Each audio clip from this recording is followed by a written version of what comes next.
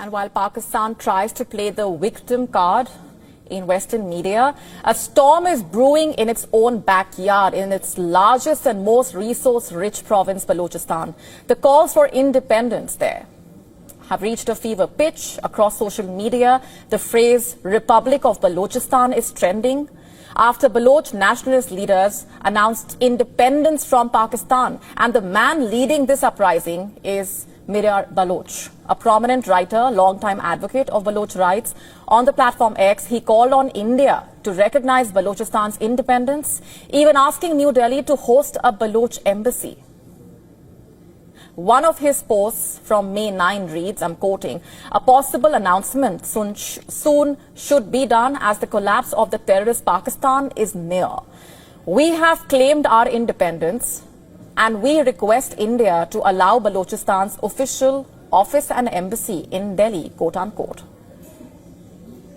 Now, the date is significant. On May 9, Indian military was destroying drones and other munitions fired by Pakistan along the border. And amid these tweets, images of the Baloch flag, purported maps of a free Balochistan, messages of support flooded online platforms. The Baloch people are upping the ante against the Pakistani establishment, and it's no longer limited to just street protests now. We told you just yesterday that the Baloch Liberation Army claimed responsibility for 71 coordinated attacks across 51 locations, targeting Pakistan's military and intelligence sites, local police stations, mineral transport convoys, major highways. This new wave of violence has been dubbed an operation, and which is in another statement on May 11, the BLA said a new order has become inevitable in South Asia. In the statement, the BLA highlighted Pakistan's military failures, the growing global isolation, use of religious terrorism. The BLA also dismissed Pakistan's offers for dialogue as deceptive war tactics. Instead, it is urging India, as well as regional powers, to stop entertaining illusions of peace with Islamabad. Balochistan is not just any province. It's Pakistan's largest, most mineral-rich province. But despite its natural wealth, Balochistan remains Pakistan's poorest region. Economically ignored, politically suppressed at the same time. Originally part of the princely state of Kalat, Balochistan was annexed by Pakistan in 1948. Under controversial circumstances, and since then it's been a story of insurgencies, military crackdowns, and widespread discontent. Balochistan is also home to the strategic Gwadar port. This is a key part of the China-Pakistan economic corridor. The Gwadar port has become a major flashpoint. The Baloch people have accused the Pakistani government of displacement, environmental degradation, and paying zero compensation. Baloch insurgents have even targeted Chinese nationals, deepening Islamabad's security headache. Yet it seems their grievances have fallen on deaf ears. The Baloch struggle is not just political, it's deeply personal as well.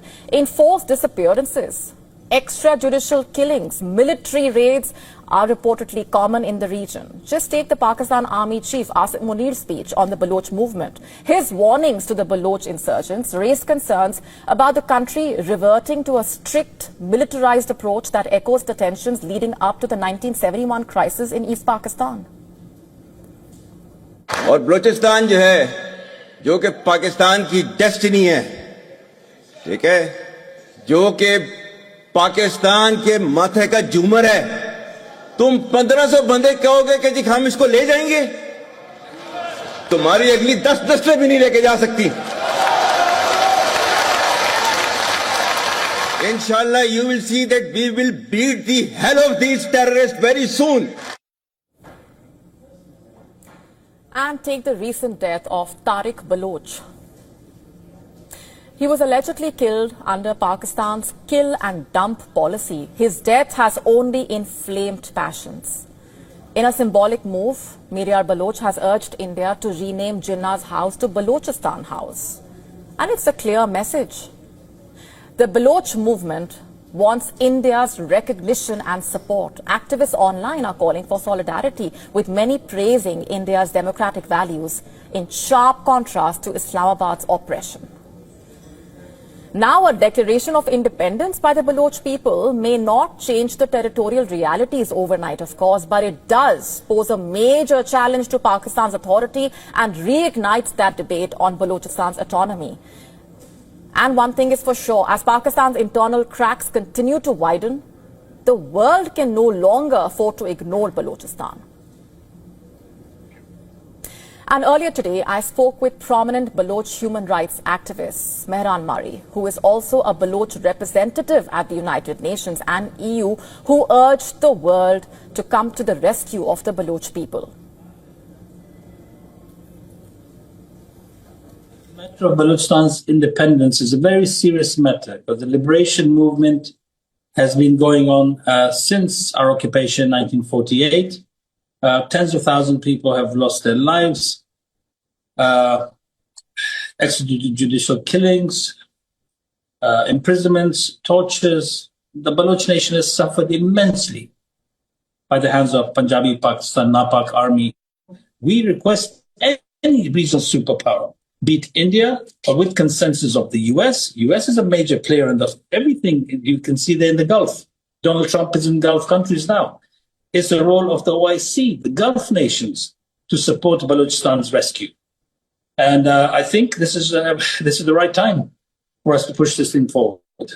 The UN peacekeeping mission is a very legitimate demand of the Baloch people, because Pakistan's army generals from day one knew that they're treating us like a colony and it's raping and pillaging not only the Baloch people, but our national wealth, be it rare minerals, be it gas, oil, gold, copper, you name it.